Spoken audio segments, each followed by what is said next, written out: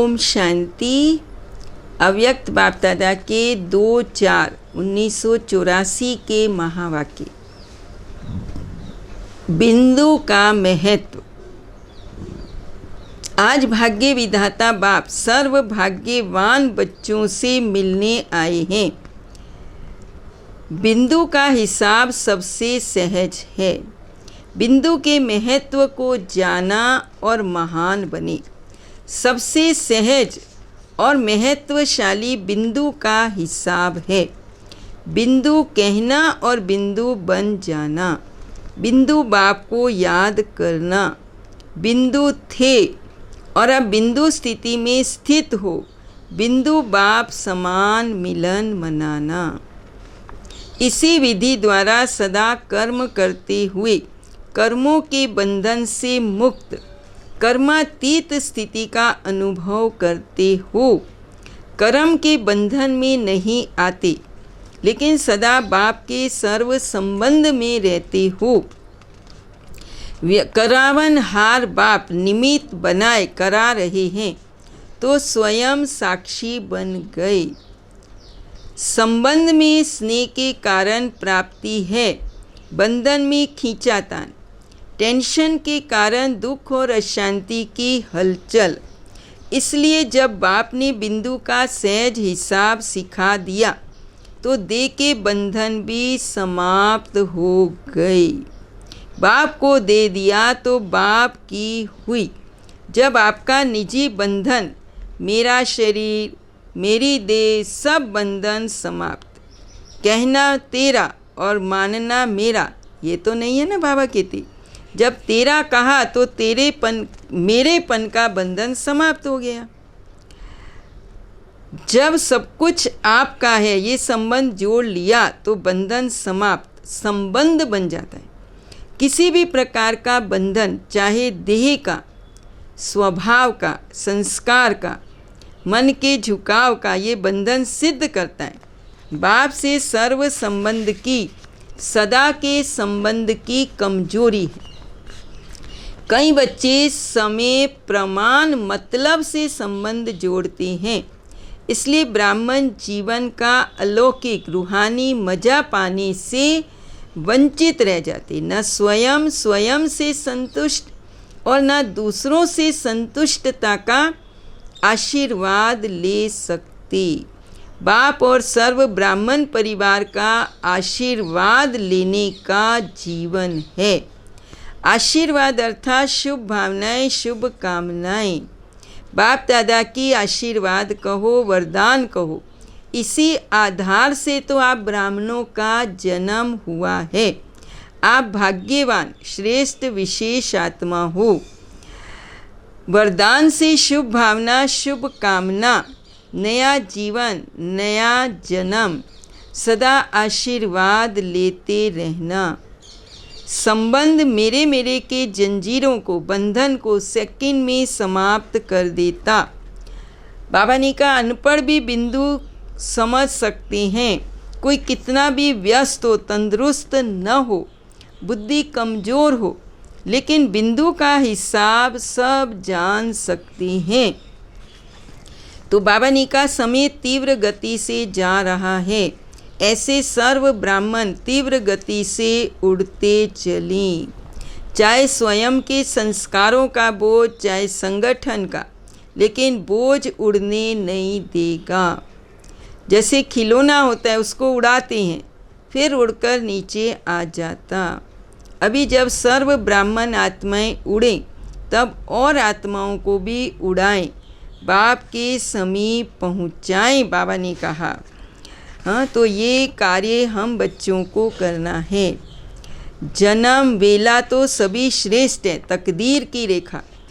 तकदीर भी बाबा कहते सभी ब्राह्मणों की श्रेष्ठ है। श्रेष्ठ बाप, श्रेष्ठ जन्म, श्रेष्ठ वर्षा, श्रेष्ठ परिवार और श्रेष्ठ खजाने, ये तकदीर की लकीर जन्म से ही सभी को प्राप्त है। किसकी तस्वीर संपन्न है और किसकी तस्वीर कुछ न कुछ किसी बात में कम रह जाती है।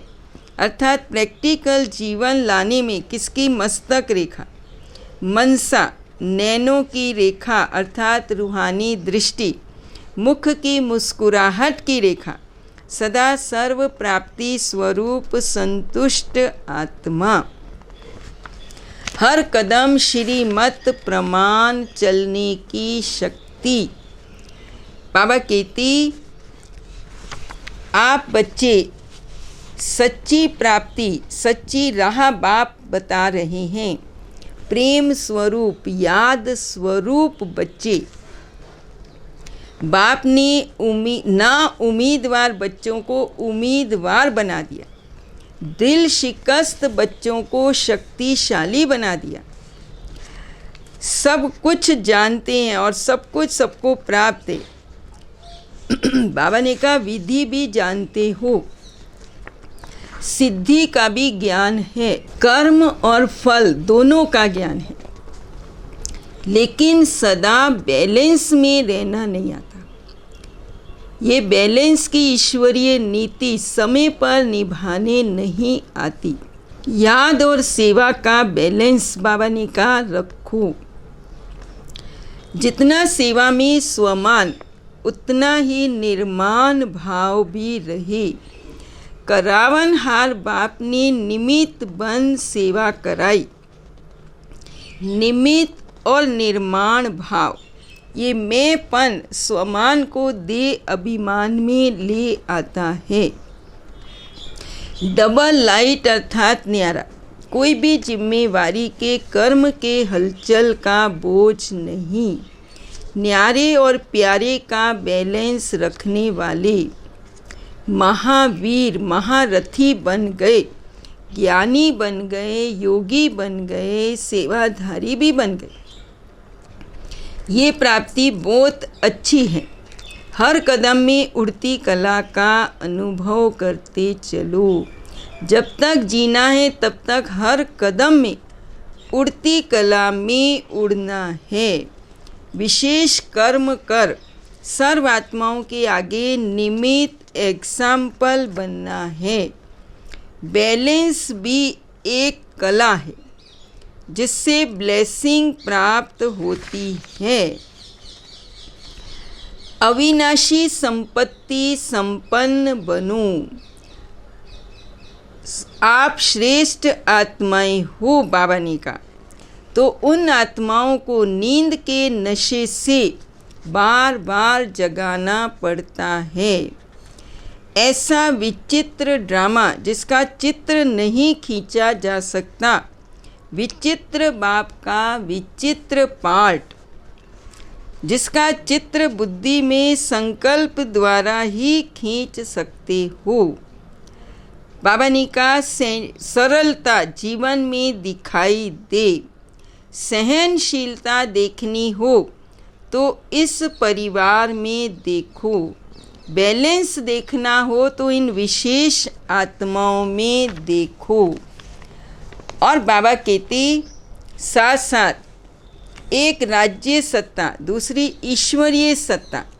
तो ईश्वरीय सत्ता सदा अचल अविनाशी है। ईश्वरीय सत्ता को सत्यता की शक्ति कहा जाता। सत्य बाप, सत्य शिक्षक, सत्य गुरु, इसलिए सत्यता की शक्ति सदा श्रेष्ठ है। सच्चा भी है, अविनाशी भी है। तो सत्यता की शक्ति द्वारा अविनाशी वर्षा, अविनाशी पद प्राप्त करने वाली पढ़ाई, अविनाशी वरदान प्राप्त किए हैं जो कोई मिटा नहीं सकता। सत्यता की शक्ति से सारे विश्व आप सत्यता की शक्ति वालों का भक्ति मार्ग के आदि से अंत तक अविनाशी गायन और पूजन करती है। अपने आप को सत्य आत्मा जाना, सत्य बाप के सत्य परिचय को जाना।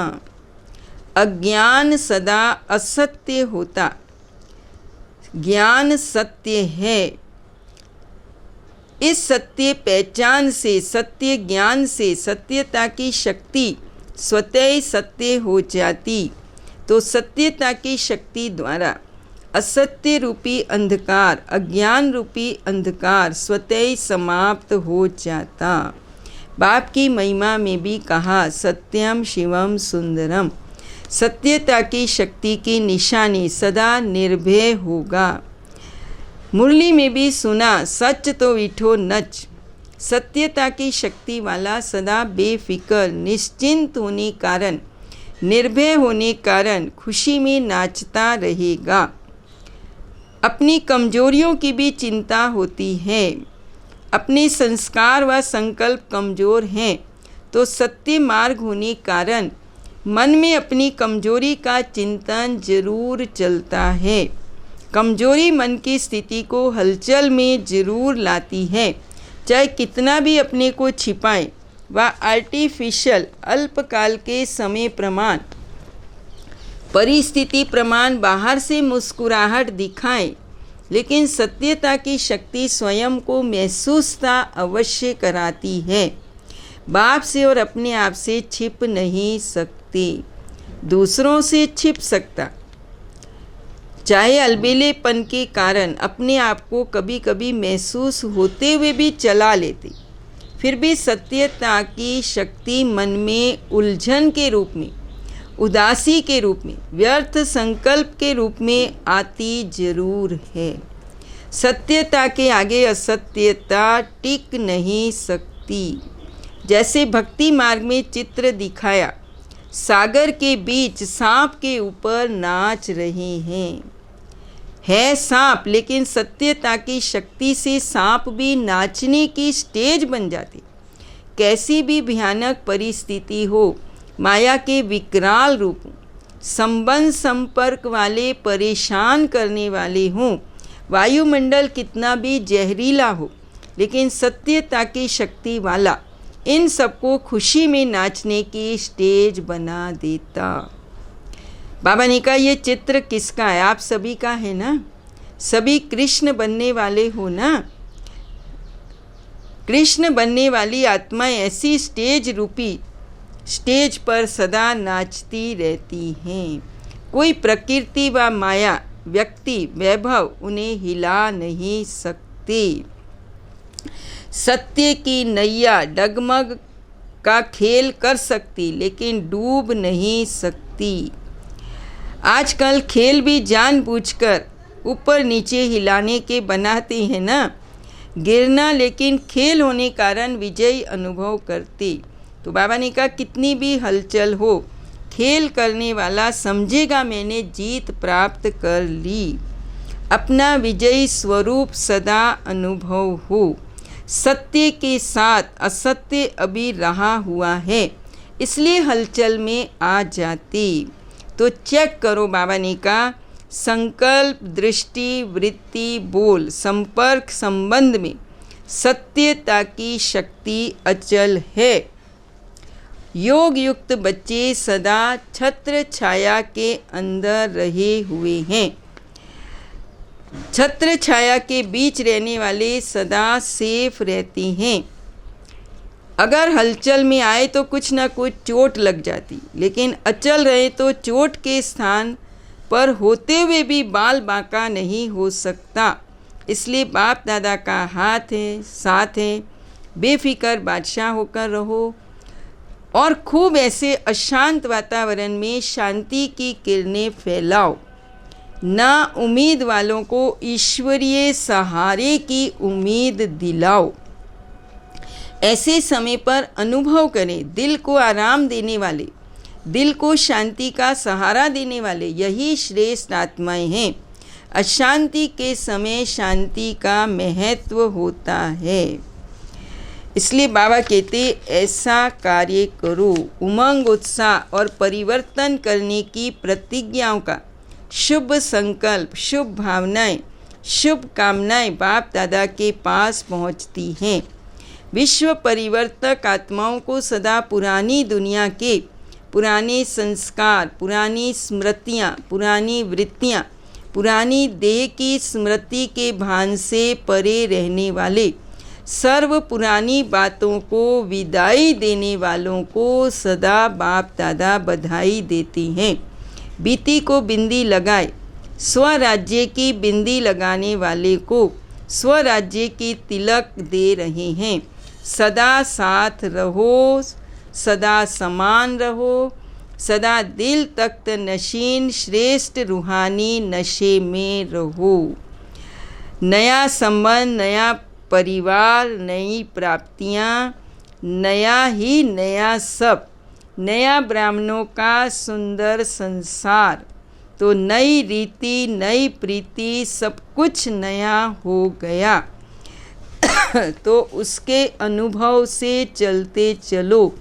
कैसी भी दुख की घटना हो, लेकिन ऐसे समय पर भी सुख शांति स्वरूप स्थिति द्वारा सर्व को सुख शांति की किरणें देने वाले मास्टर सुख के दाता बन दाता का पाठ बचाओ।